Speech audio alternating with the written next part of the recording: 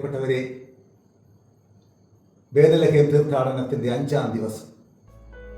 ഇന്ന് ഏലിശുബ പുണ്യവതിയാണ് നമ്മുടെ ധ്യാന വിഷയമാക്കുന്നത്. ഏലിശുബ പുണ്യവതി പരിശുദ്ധ അമ്മയ്ക്ക് പോസിറ്റീവ് എനർജി നൽകിയ യാത്രയിൽ പരിശുദ്ധ അമ്മ എലിസബത്തിൽ പരിശുദ്ധാത്മാവിനെ നിറച്ചു. പരിശുദ്ധാത്മാവ് കൊണ്ട് നിറഞ്ഞ എലിസബത്ത് മറിയത്തെ കണ്ടു, കാണേണ്ടതുപോലെ കണ്ടു.